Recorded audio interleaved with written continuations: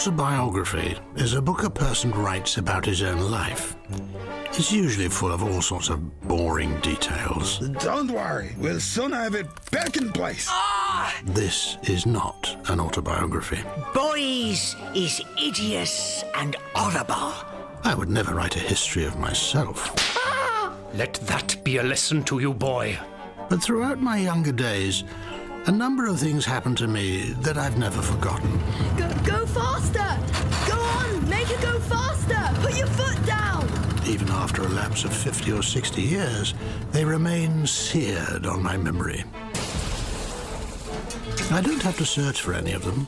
All I have to do is skim them off the top of my consciousness. Dahl, go and heat my seat in the bogs. I want it warm. Some are funny, some are painful, some are unpleasant. I will not allow you to be treated with cruelty. I suppose that's why I've always remembered them so vividly. And it was your idea. Roald Dahl, you were a murderer. All are completely true.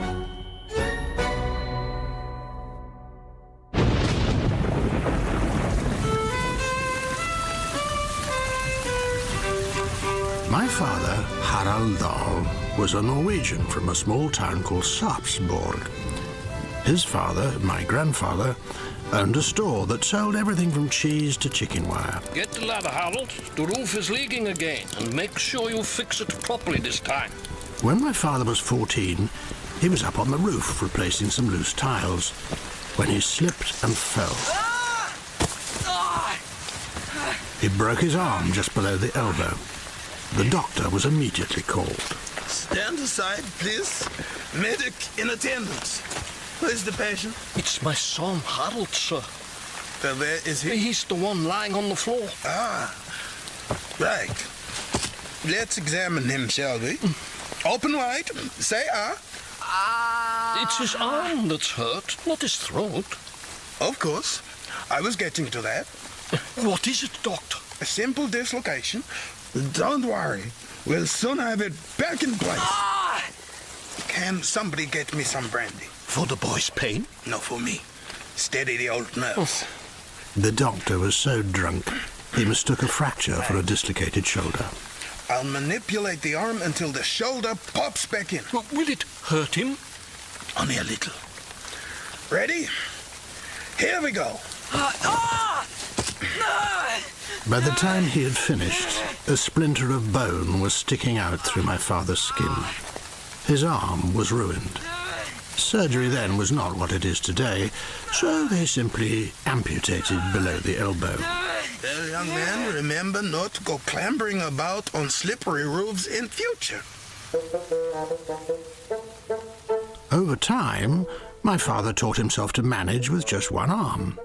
He could tie his shoelaces one-handed as fast as most people do it with two, and he invented a fork with a sharpened bottom edge so that he could wield both implements in the one hand. The loss of his arm, he used to say, caused him only one serious inconvenience. I always found it impossible to cut the top of a boiled egg. Harold and his older brother Oscar wanted to leave Norway to seek their fortunes. Grandfather refused to support this tomfool idea. You must stay here and help with the shop. I forbid you to travel overseas. They ran away and worked their way to Paris on a cargo ship. Here they split up. Oscar went to La Rochelle, bought a fishing boat, and was soon the richest man in town with a fleet of trawlers and his own canning factory. My father set himself up in the shipbroking business. A shipbroker is like an enormous shopkeeper for ships, supplying everything they need when they come into port. By far the most important item is fuel. In those days, fuel for shipping meant only one thing: coal. So Harold decided that his business should be based in the greatest coaling port in the world, Cardiff. From here on, we have what sounds like one of those exaggerated fairy stories of success. The business prospered. Will you marry me? Father acquired a beautiful wife, Marie, whom he had met in Paris. Oh, yes. Within a few years, they could afford to move into a fine house in the village of Llandaff, just outside the city. A toast to our new home. Our new home! Children soon followed, Louis and Ellen. Darling, I love you. I love you too. But they did not live happily ever after. Marie died soon after Ellen was born. My father was desolate and terribly lonely. It was quite obvious that he must try to find himself another wife. His 2 small children needed a stepmother to care for them. He decided to take a holiday in Norway.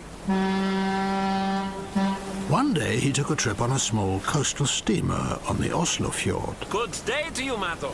He met a young woman called Sophie Hesselberg. Good day, sir. Harold knew a good thing when he saw one. Will you marry me? He proposed within a week, I will. and the fairy tale began all over again. The shipbroking business continued to expand. A toast to our new home. Our new home. They moved into an imposing country mansion beside the village of Radar, about 8 miles from Cardiff, surrounded by acres of farmland. The fields were full of milking cows, the sties were full of pigs. There was a ploughman, a cowman, and a couple of gardeners. And of course, there were children, 4 over the next 6 years.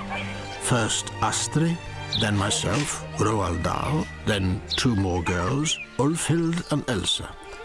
My father had made it. He was a rip-roaring success.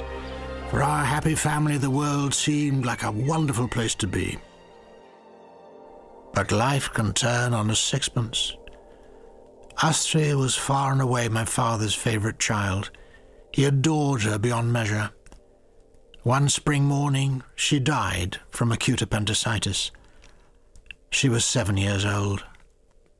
My own eldest daughter, Olivia, would die from measles at exactly the same age, 42 years later.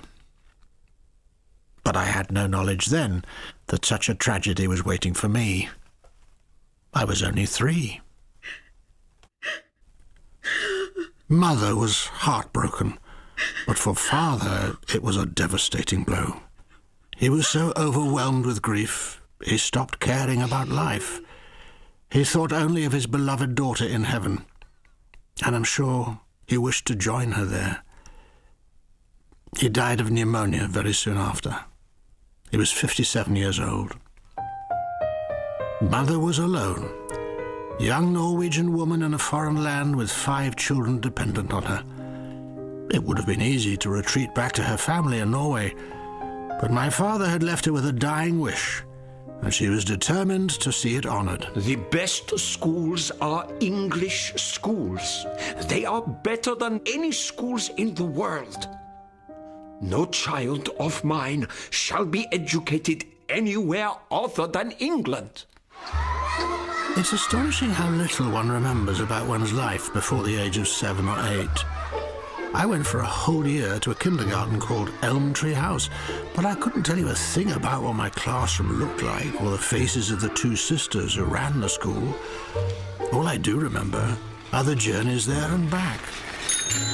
Racing along at enormous speeds on my new tricycle. These were the good old days when the sight of a motor car on the street was an enormous event. It was quite safe then for tiny children to go tricycling and whooping their way to school in the centre of the highway. When I was 7, my mother decided I should go to a proper boys' school. Llandaff had a well-known prep school in the shadow of the cathedral, and I was a pupil there for the next 2 years. Over time, I made some friends, and we would walk together to and from school. On the way home, we always passed the sweet shop. No, we didn't. This is all true, remember, so I must be honest. We never passed the sweet shop. We always stopped and lingered outside, gazing in at the big glass jars filled with the most magical confections. Almost every evening you'd find us there, drooling. Sherbet suckers. Thwaites. Strawberry bonbons. Bressington. Licorice bootlaces. And me, Licorice bootlaces were my absolute favourites. You should never eat licorice bootlaces. Says who? My father. He's a doctor, you know. You have told us that, Thwaites, about 1,000 times. He says licorice bootlaces are made out of rat's blood. Rubbish! It's true. Every rat catcher in the country takes his rats to the licorice bootlace factory. And how do they turn rats into licorice bootlaces? They wait till they got thousands, and then they boil them up in a big shiny cauldron. Then they lower a cruncher into the cauldron to crush up the bones. What's left is a pulpy sort of substance they call rat mash. That doesn't sound like a licorice bootlace. Of course not. Men shovel the rat mash onto the concrete floor. It cools and hardens. Then they slice it up into licorice bootlaces. I don't care what they're made out of. I love them. You'll get ratitis. What? Ratitis. What happens when you catch ratitis? Your teeth become very sharp and pointy. A stumpy little tail grows out of your back just above your bottom. And do you start squeaking? Sometimes, yes. I think I've got it. Me too. Help me, Thwaites. I've got ratitis. My father told me. He should know. He is a doctor. Shall we go in then? Let's work out what we're getting first. Then we can be in and out as fast as we can. I'm getting licorice bootlaces. Don't be a fool. I'm getting tonsil ticklers. I wouldn't. They're made out of chloroform. All right, I'll have pear drops. I'm having licorice bootlaces. It's your funeral. I'll have a gobstopper. Are we going in or not? You go first. I'm not going first. You go first. It was your idea, doll. You go first. In 1923, the sweet shop in Llandaff was the centre of our lives. To us, it was what a bar is to a drunk, or a church to a bishop. But it had one terrible drawback. You'd better have some lolly on you. Mrs. Pratchett, the owner, was a horror. I don't want you in here just to look round. Either you forks out or you gets out. She never smiled.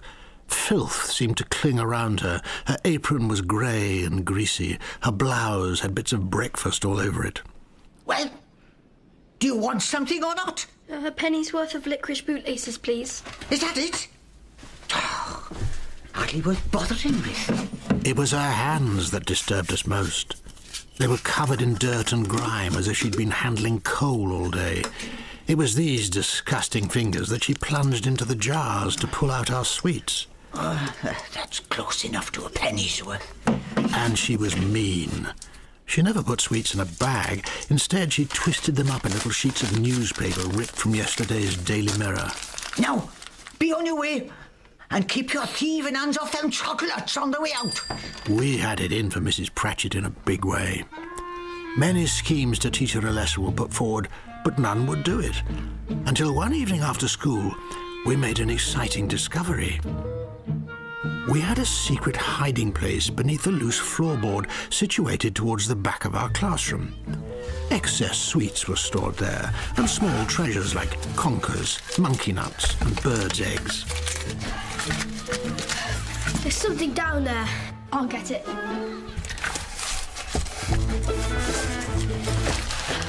Look at that! What is it? It stinks. A dead mouse. What should we do with it? Throw it out of the window, quick. Hold on a tick. Don't throw it away. Why not? Truth is more important than modesty. Therefore, I must tell you that it was I, and I alone, who had the idea for the great and daring mouse plot. Why don't we slip it into one of Mrs. Pratchett's jars when she's not looking? Then when she puts her dirty hand in to grab some sweets, she'll grab a dead mouse instead. They stared at me in wonder. As the beautiful simplicity of the plot sank in, they cheered and slapped me on the back. Genius, Dal! You had the idea, so you can be the one to put the mouse in the jar. Put it in the gobstoppers. They're never behind the counter. I'll ask for a sherbet sucker, and when she turns round, you can slip it in. Okay, come on, let's go. She's gonna be so shocked.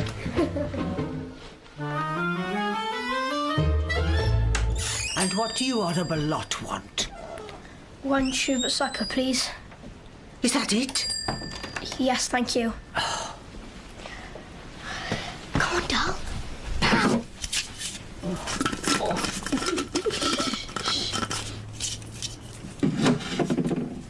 Here you are.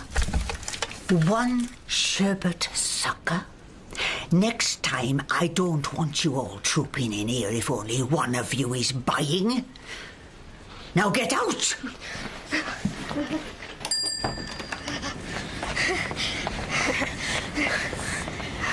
Well, did you do it? Of course he did. Well done, you. What a super show. I felt like a hero. I was a hero. It was marvellous to be popular. The flush of triumph lasted until we passed the shop again on our way to school the next morning.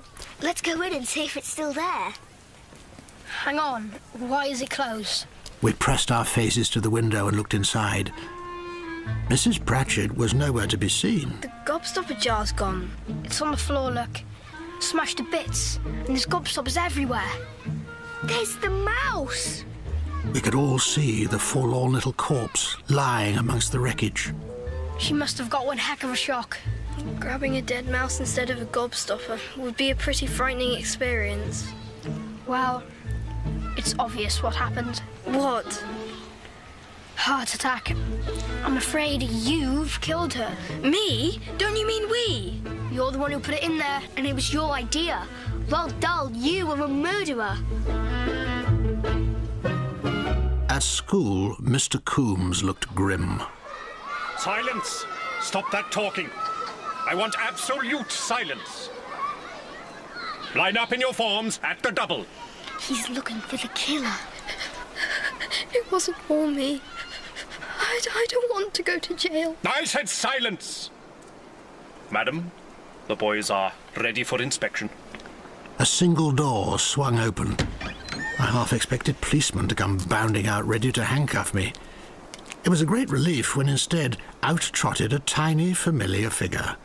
She's alive. Wait, she's alive. Take as long as you need, Mrs. Pratchett. We can wait all day for you to identify the culprits. I'll start this end. Whoever they were, they weren't very big. Every boy in the school was watching as she came down the line of our form. Closer, closer. Nasty cheeky lot, these little boys. They got no manners. They comes in my shop and nicks things when I ain't looking. I never get trouble with girls, but boys is hideous and horrible. I don't have to tell you that, do I, Headmaster? That's him. Me, what have I done? Shut up! That's him, all right. I'd know him a mile away, the scummy little bounder. And there's his mates, look. Nasty, dirty little pigs. You've got their names, have you? I do indeed. Bressington, Thwaites and Dahl. We were all taken straight to the headmaster's study. He was a giant of a man, with a face like a ham and a mass of rusty-coloured hair sprouting in a tangle all over the top of his head. In his hands he held a long yellow cane that curved round the top like a walking stick. You boys have shamed the school and must be punished accordingly. Bend over, Dahl. Tighter, boys. Touch your toes. Mr. Coombs took a firm, wide stance, raised the cane high, and brought it down with a crack like a pistol shot. Harder! I looked round in shock. Lay into him. Sitting in a big leather armchair, the tiny, loathsome figure of Mrs. Pratchett was bouncing up and down with excitement. Get down, boy. You get an extra one every time you straighten up. That's telling the little blighter. 1, 2, 3. Now let that be a lesson to you. By gum, those 4 strokes were real whoppers. Mr. Coombs seemed to respond to my cries like an athlete spurred on by the crowd. Each one hurt more than the last. He was well practised and had a perfect aim, able to land each stroke in exactly the same place. It was bad enough being caned on fresh skin, but when it's on wounded flesh, the agony is unbelievable. That evening, after supper, my 3 sisters had their baths before me. Then it was my turn. As I was about to step into the tub... What's happened to you? Who did this? Tell me at once. I had no choice but to tell her the whole sorry tale. When I'd finished, she said to our nurse, Get them into bed, Nanny. I'm going out! Mother, no! Please come back! She took no notice. I watched her out of my bedroom window, marching down the road towards school. When she returned, I was tucked up in bed. Sleep tight, my sweet boy. Did you see Mr. Coombs, Mother? Yes, I did. What did he say? Well, I told him it was wrong to beat small children. They don't do that where I come from. What did he say? He said I was a foreigner, and I didn't understand how British schools were run. I told him this is not a British school. This is a Welsh school. I wish you hadn't done that. It will make me look silly. I will not allow you to be treated with cruelty. What will you do? As soon as we can, we will find you an English school. Will it be a boarding school? It will have to be. I'm not ready to move the whole family to England just yet. When will that be, Mother? After the summer holidays. Try not to worry. Go to sleep now.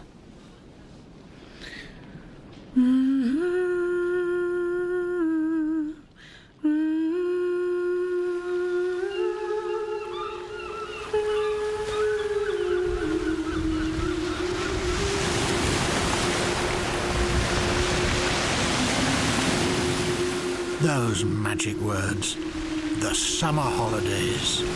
The mere mention of them used to send shivers of joy rippling over my skin. All my summer holidays, from when I was 4 until I was 17, were spent in the same idyllic place. And that place was Norway. The journey itself was epic. From Cardiff to Paddington by train, then a dash across London to King's Cross to catch the Newcastle connection. There we would board a boat for the 2-day crossing to Christiania, as Oslo was known then. We stopped off for one night to see Beste Mamma and Beste Papa, my mother's parents. Tears flowed down wrinkled old faces as their gloomy house came alive with the sound of children's voices. And the next day we were off again, along the Oslo fjord to our final destination, the island of Tjøme, the most magical place on earth. There were wooden skeletons of shipwrecks on Tjøme, and big white bones on the beaches, and wild raspberries and mussels clinging to the rocks, and shaggy long-haired goats. We stayed in the only hotel on the island, a simple wooden building painted white. Here they served the most amazing breakfasts, with about 50 different dishes to choose from, and the most incredibly fresh fish. I only ever had one unpleasant experience in Norway, when my mother took me to see the doctor. Open wide and say ah. What is it, doctor? He has adenoids. What should we do?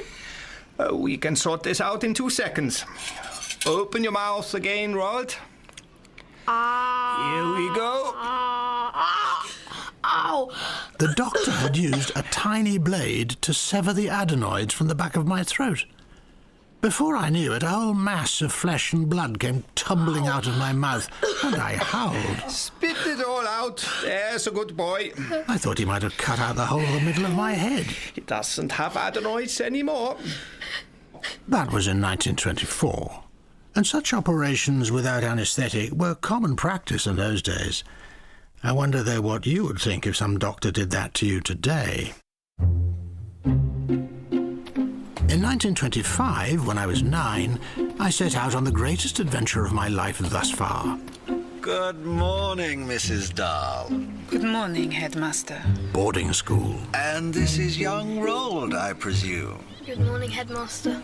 St. Peter's was the closest English prep school Mother could find to Wales, just across the Bristol Channel in Weston-super-Mare. It was built on a hill above the town, a 3-storied stone building that looked rather like a lunatic asylum. Mother and I stood on the threshold with the wind whipping in off the sea. Every piece of clothing I wore was brand new, with my name sewn into it. Well, Roald, I'll bid you goodbye. Goodbye, Mother. May I send him some little treats now and again, headmaster? By all means do, my dear Mrs. Dahl. In those days, an English school was purely a money-making business owned and operated by the headmaster. It suited him to give the boys as little food as possible and encourage parents to feed their offspring by parcel post. I'll send you a few oranges and apples once a week. And some sweets, perhaps, and a currant cake. There's nothing like the taste of home cooking, is there? The headmaster gave a flashing grin, the kind a shark might give to a small fish just before he gobbles it up. Right, Dahl, off you go and report to matron. Goodbye, Mrs. Dahl. I shouldn't linger if I were you. We'll look after him. Goodbye, my beautiful boy. Mother got back in the taxi.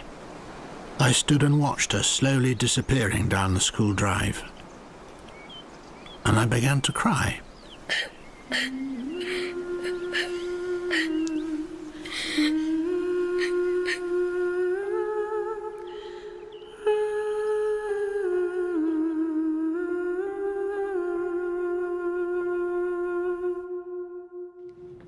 Good morning, boys. Good morning, matron. Welcome to the St. Peter's dormitories. Your home for the next term and beyond. At St. Peter's, the ground floor was all classrooms. The first floor was all dormitories. On the dormitory floor, the matron ruled supreme. I am in charge here. On this floor, you follow my rules and do as I say. If you obey these simple dictates, then we should all get along very well. She was a large, fair-haired woman, probably no more than 28. But whether she was 28 or 68 made no difference because she was a grown-up, and all grown-ups were dangerous creatures at this school. However, if you failed to live up to the high standards expected of you here, then woe betide you. Woe betide you indeed. She ruled the dorms with a rod of steel. As soon as you set foot on her floor, you were in her power. And the source of this power was the headmaster. At any time she liked, she could send you to report to that merciless giant to be caned on the spot. We soon learned the routine. Good night, boys. Sleep well. After lights out, matron would prowl the corridors like a panther, trying to catch the sound of a whisper. She had phenomenal hearing, and she seemed to be able to glide along in complete silence like a spectre, so we never knew if it was safe to talk or not. One night, a boy called Rag tiptoed out of the dorm and sprinkled caster sugar all over the linoleum floor of the corridor. Huh? Huh?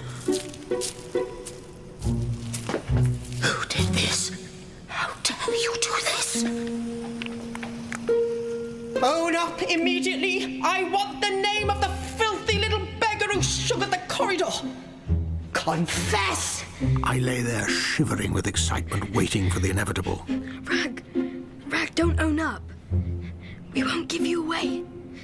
Right! I'm calling the headmaster! The whole school was herded out into the corridor where the dreadful deed had been done. What? No one has the gumption or the integrity to step forward and admit responsibility? The headmaster railed at us. Red splotches appeared on his face, and flecks of spit shot out of his mouth as he bellowed. Very well. All parcels of food being sent from home are confiscated for the rest of the term. I will not tolerate such behaviour. And so we went hungry. Yet none of us ever breathed a word of complaint to our parents. Sunday morning was letter-writing time. At 9 o'clock, the whole school went to their desks to spend an hour writing home. Dear Mama. Letter-writing was a habit that stuck with me. From that first Sunday morning until the day my mother died 32 years later, I wrote to her at least once a week. I am having a lovely time here at St. Peter's, and we play football nearly every day. Not everything I said in my letters was true. I never told the story about our tuck being confiscated, or about how matron dealt with Tweedy's snoring. Tweedy was in my form. One night, inexplicably, he started to snore. Matron was in like a flash. I heard talking. Who was talking? We lay there in silence. Tweedy, who was a very tired sort of boy, dozed on. Snoring is a disgusting habit. Only the lower classes do it. A gentleman who is snoring needs to wash his mouth out. Matron crossed to the bed where poor unconscious Tweedy lay with his mouth agape. She took a cake of soap and a pair of scissors from her pockets and began shaving soap flakes into his open mouth. Tweedy began to gurgle. White bubbles appeared around his lips. The bubbles grew until his whole head seemed to be smothered in foaming froth.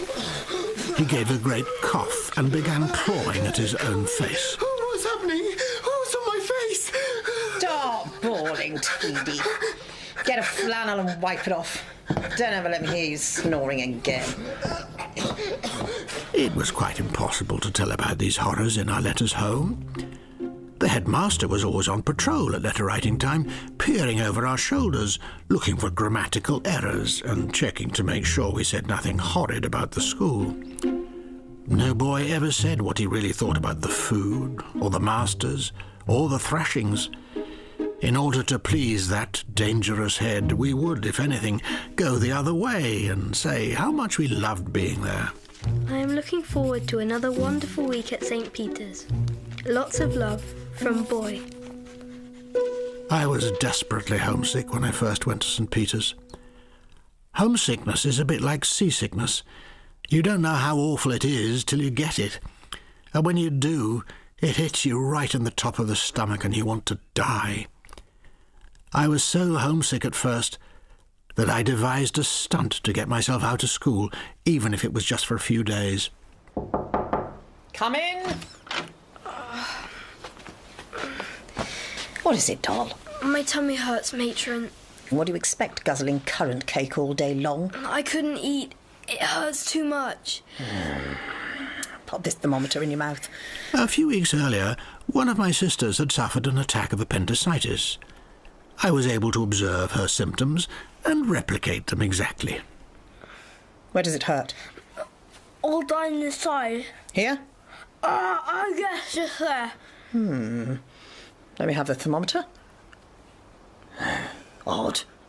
Temperature's normal. I've been sick all morning.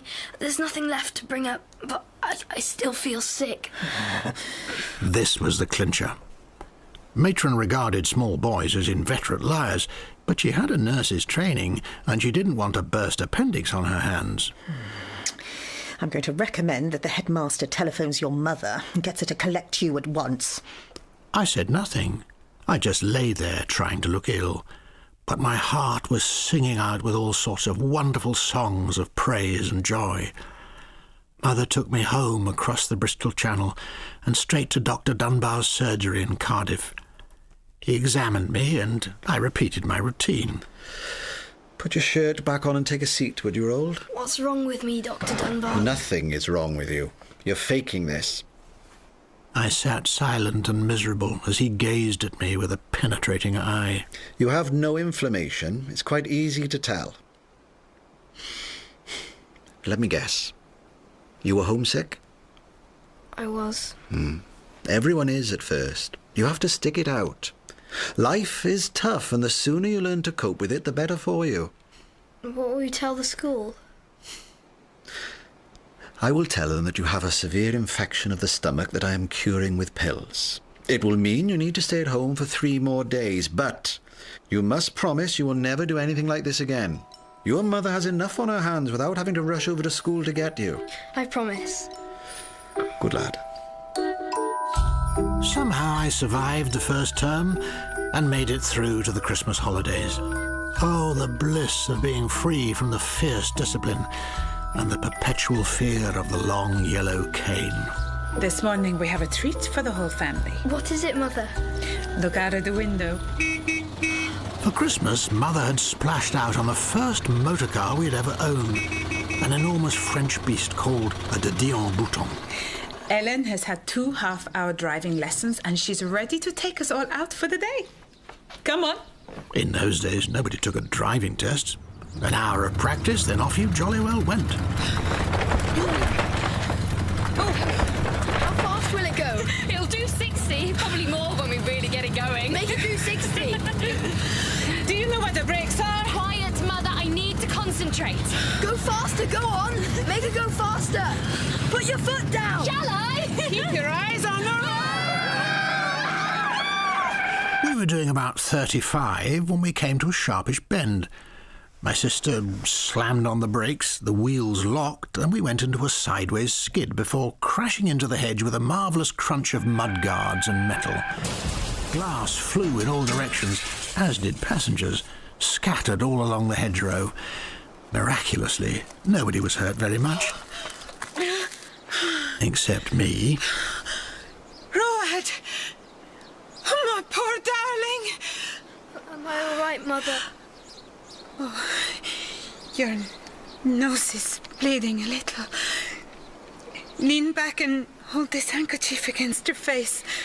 Are you sure I'm all right? Of course you are. No, I would never let anything happen to you. Ellen, get that thing going again. I'll try. Back it out of the hedge. And hurry up about it. We must get Roald to a doctor. Proceeding at about 4 miles an hour the whole way, we headed for Dr. Dunbar's. I say, Mrs. Dahl, is everything all right? Roald has had a small accident, Doctor. Show him. I removed the blood-soaked handkerchief. My nose hurts. Oh, I'm not surprised. It's been cut nearly clean off. Mother! Shh, it will be all right. Oh, of course it will. Of course. I'll sew it back on again. Can you do that? I can try. My nose was hanging on by a single thread of skin. Soon I found myself on a table in the doctor's house, held down by strong hands, while cotton wool soaked in chloroform was pressed across my mouth. Breathe deeply. Nice, deep breaths. Then I saw blood-red circles spinning round like a scarlet whirlpool with a black hole in the centre, and the doctor's voice seemed to get further and further away.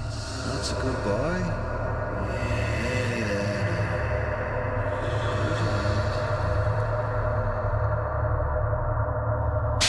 I woke up in my own bed, with my anxious mother holding my hand. You've been asleep for hours. I was beginning to think you wouldn't come round. Did Dr. Dunbar sew my nose on again? Yes. Will it stay on? He says it will. You look under your pillow. I lifted the corner, and there lay a beautiful golden sovereign. That's for being brave. You did well. I'm proud of you. I recovered and was soon back at school. Apart from the head, there was one master I feared above all others. Captain Hardcastle sported a moustache the same colour as his hair. It formed a thick orange hedge between his nose and upper lip, and ran clear across his face from the middle of one cheek to the middle of the other.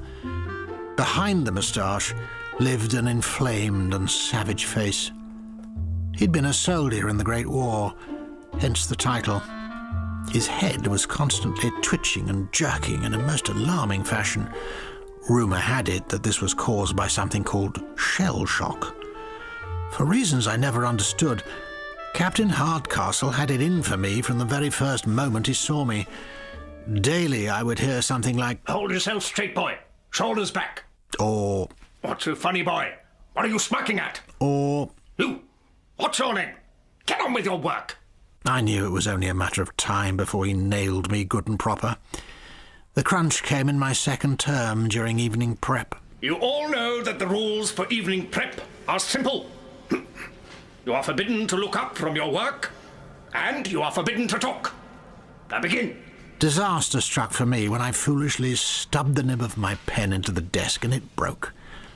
A broken nib was never accepted as an excuse for failing to finish a piece of work, and I didn't have any spares. Dobson, could you lend me a nib? You boy! You're talking. I saw you talking. Stand up.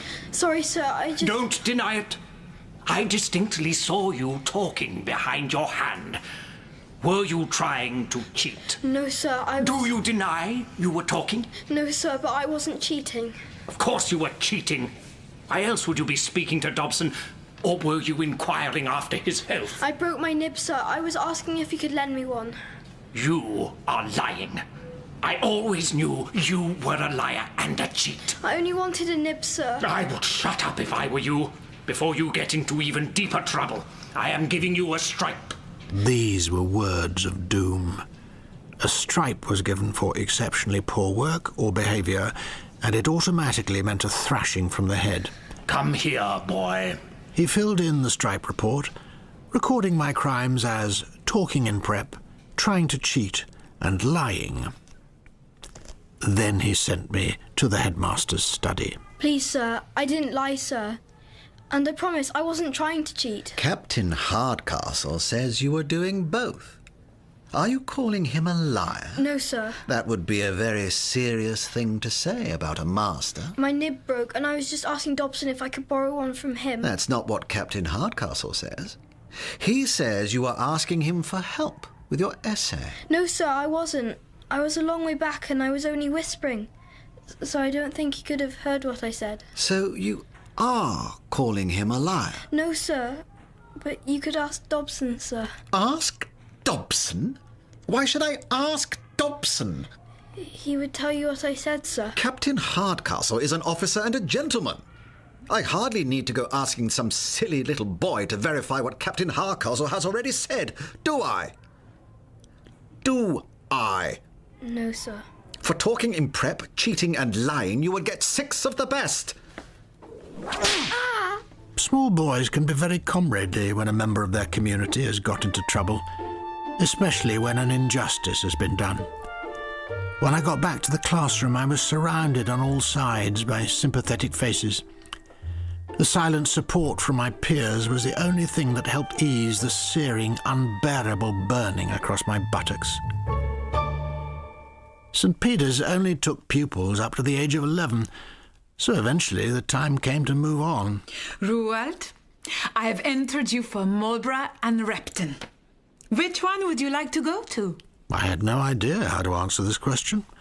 They were both famous public schools, but I knew nothing more about them. Oh, I'll go to Repton. It was an easier word to say than Marlborough. I went up to London with Mother to buy the uniform. I was shocked when I saw the outfit I was supposed to wear. I can't go looking like that. The shop assistant said that if you were going to Repton, then this is exactly what you must wear. Mother made me put all the garb on the night before I was due to get the train up there. It was like some bizarre form of fancy dress. A white shirt with a detachable collar as stiff as a piece of perspex. Trousers with thin pinstriped grey lines running down the side of them. Braces, a black tie, a waistcoat, a jacket that was like some kind of tailcoat, and finally a stiff, wide-brimmed straw hat. I look like a complete idiot. Nonsense. Let's show your sisters how handsome you are. May I present Master Roald Dahl, student of Repton College in Derbyshire.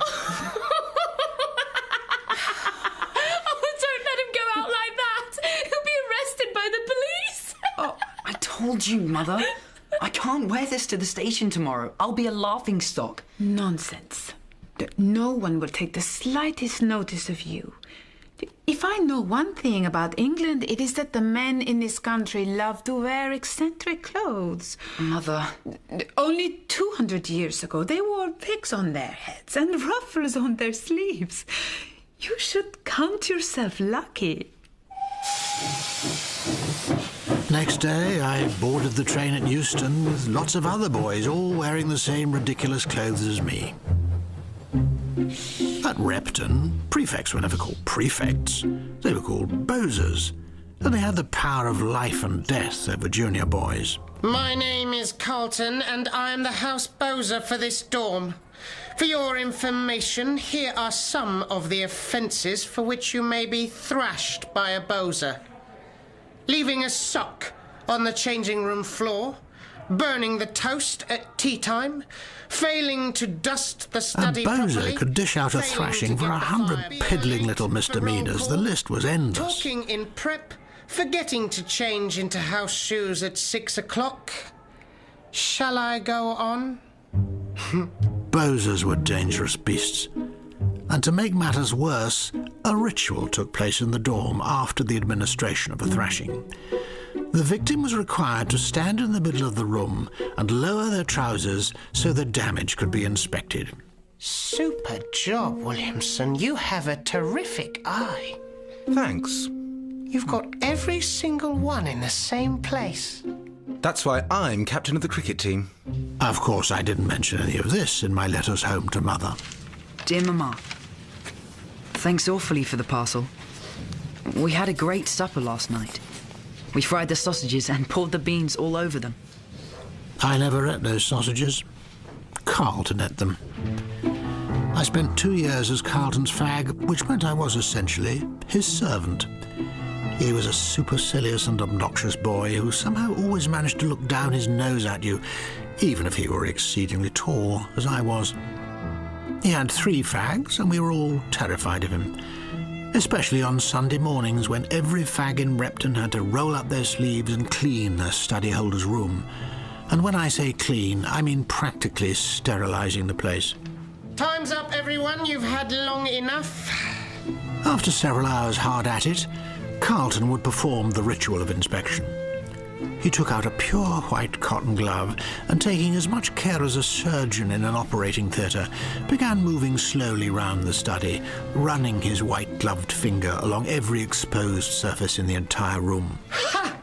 What's this I see? The verdict was inevitably damning. This is dust, isn't it? We've cleaned everywhere, Carlton, honestly. Do you dispute that this is dust? If I'm wrong, do tell me. It isn't much dust. I didn't ask if it was much dust or not much dust. I simply asked if it was dust. What can you see on my finger? It's dust, Carlton. Thank you. You have admitted your failure to clean my study properly. 3 strokes tonight in the changing room after prayers. The rules of fagging at Repton were incredibly complex. A home bozer, for example, could make any fag he wanted do his bidding. He simply had to shout, and every fag within hearing distance had to drop what they were doing and run to his assistance. Fag! Williamson got hold of me a few weeks after I joined the school, during a cold spell of weather. Dahl! How can I help you? Go and heat my seat in the bogs. I want it warm. I had to wipe frost off the seat and then perch there for a full 15 minutes before Williamson arrived to claim his prize. Have you got the ice off it? Yes, Williamson. Is it warm? As warm as I can get it. We'll soon find out, won't we? You can get off now. I got off the lavatory and pulled up my trousers. Williamson lowered his and sat down. Not bad. Not bad at all. I shall put you on my list. You're definitely someone I'll use again to heat my bog seat. All through winter, I was Williamson's bog seat warmer. I always carried a paper bag with me to while away the long bog seat warming sessions. I must have read most of the works of Dickens before spring arrived. There were 30 or more masters at Repton, and they were mostly dull and colourless, with no interest in teaching whatsoever. Corker's was the exception. He was a vast, ungainly man with drooping bloodhound cheeks and filthy clothes. He was meant to teach mathematics, but his lessons were really an endless series of distractions designed to keep us from even having to consider the subject. Good morning, boys. Now, let's start today's lesson by having a look at the Times crossword. That will be a lot more fun than fiddling around with figures. I hate figures. Figures are probably the dreariest things on earth. Someone asked him why he taught mathematics. I don't teach mathematics, he replied. I only pretend to teach it. Once he brought a 2-foot grass snake with him into class. In today's lesson, every one of you must spend time handling this reptile. It will cure all of you forever of a fear of snakes. That didn't work for me. Old Corkers cooked up thousands of splendid things to keep his class happy. One of his favourites, deployed whenever he sensed the class was glazing over, was to abruptly stop mid-sentence with a look of intense pain clouding his ancient countenance. By God, this is too much! This is going too far! This is intolerable! His head would come up and his great nose would begin to sniff the air. What's the matter, sir? What's happened? I'll tell you what's the matter. Somebody has farted. Use the door as a fan. Open all windows. This was the signal for frantic activity. Everyone would leap to their feet and a well-drilled exercise to remove the noxious fumes was carried out. As for Corkers, he would stroll serenely out of the room, muttering loudly to himself. Cabbage that does it. And that would be the last we would see of him for the day. Every now and again, a plain cardboard box would be dished out to every Reptonian. This was always an event that created great excitement, for it was a gift from the great chocolate manufacturers, Cadbury. Inside the box you will find 12 bars of chocolate. 11 of them are new inventions. The 12th is a control bar, a Cadbury's coffee cream bar, which you will all be familiar with. Your job is to mark each bar out of 10 and record a comment explaining your judgment. This was a clever stunt by Cadbury's. It gave them access to some of the greatest chocolate bar experts in the world. Lemon marshmallow bar. Too subtle for the common palate. 6. The importance of all this for me was that I realized that large chocolate companies took inventing very seriously. I imagined myself working in Mr. Cadbury's inventing room with pots of chocolate and fudge and all sorts of other delicious ingredients bubbling away on stoves. I imagined working there and coming up with something so unbearably delicious that I would run out of the inventing room straight into the great man's office. Mr. Cadbury, I've got it. I've really got it. What is the meaning of this? No one sees me without an appointment. Try this, sir. It's fantastic. It's irresistible. This had better be good, Dahl.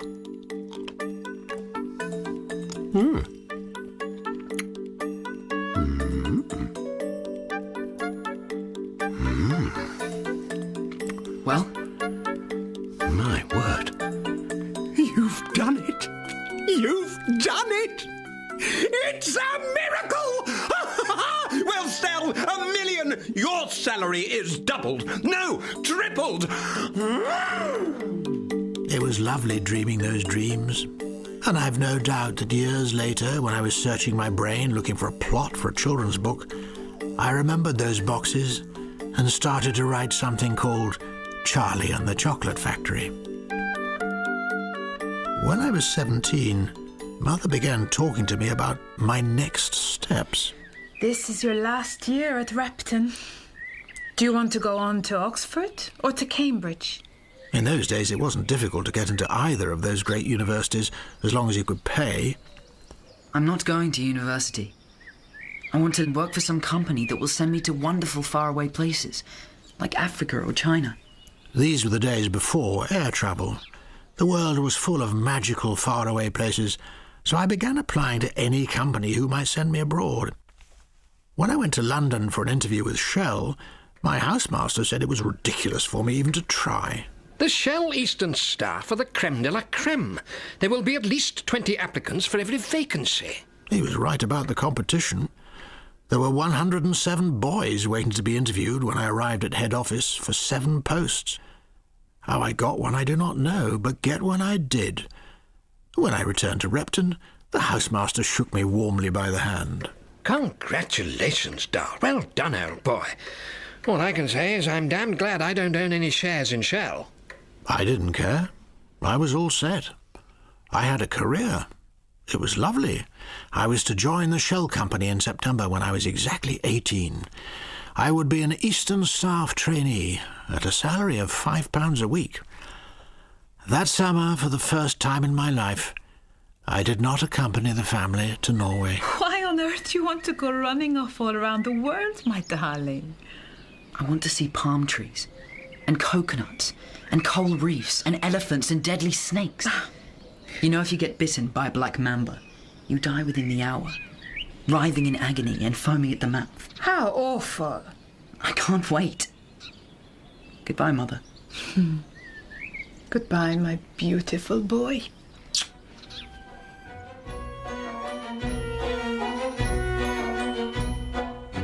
I was to be away from home for a lot longer than I thought then. Adolf Hitler had recently become Chancellor of Germany, and the world would soon turn upside down. But that is another story altogether. If all goes well, I may have a go at telling it one of these days.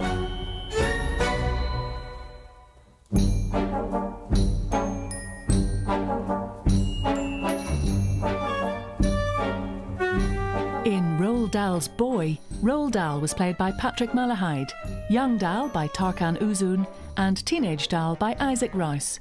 Dahl's mother was played by Joanna Van Kampen, Bressington by Daniel Noel, Thwaites by Devon Ruckley, Matron, Adi Allen, Dr. Dunbar, Richard Nichols, Corkers, Jason Barnett, Carlton, Tom Forrester, Captain Hardcastle, Nick Underwood, and Mrs. Pratchett by Elizabeth Bennett.